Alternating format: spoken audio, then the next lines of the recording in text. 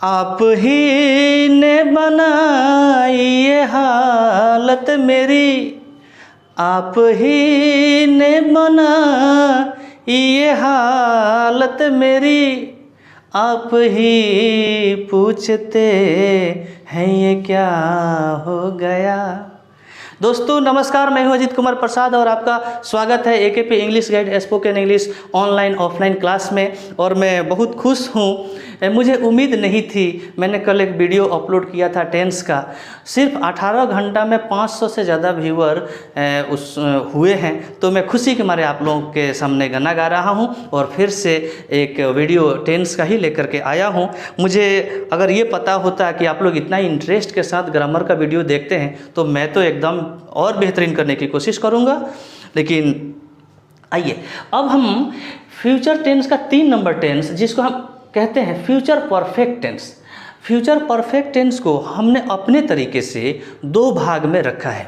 हम पहला part A हम आपको एक्सप्लेन करेंगे, 6 रूल्स इसमें दिखाएंगे विथ एग्जाम्पल, और उसके बाद सेकेंड पार्ट में हम फिर से definition plus 6 rules and examples के साथ आपके सामने हम आएंगे। तो क्या है, कह रहा है कि इस टेंस का प्रयोग ऐसे कार्य व्यापार के लिए होता है जो भविष्य में किसी निर्धारित समय तक समाप्त हो चुका होगा या हो चुका रहेगा।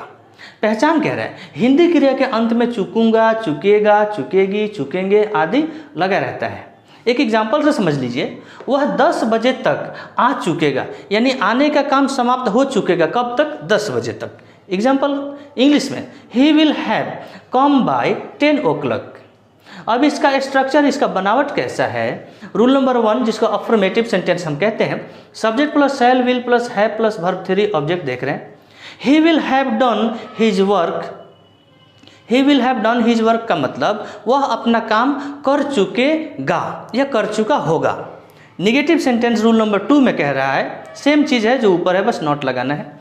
You shall not have gone, तुम नहीं जा चुकोगे या तुम नहीं जा चुके होगे।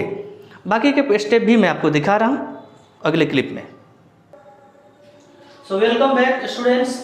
रूल नंबर 3, जिसको हम इंट्रोगेटिव सेंटेंस के नाम से जानते हैं। साथ में एक चीज बताऊं, मैं पहले वीडियो में भी बता चुका हूं, किसी भी टेंस में, किसी भी हेल्पिंग वर्ब में जब आप पढ़ेंगे ना, रूल नंबर 3 और 4 में हेल्पिंग वर्ब सामने आएगा, यानी कि टाइटल जो भी हो, is, are, am, has, have, was, were, had, can, could, shall, should, जो भी है वो रूल नंबर 3 और 4 में सामने आ जाएगा।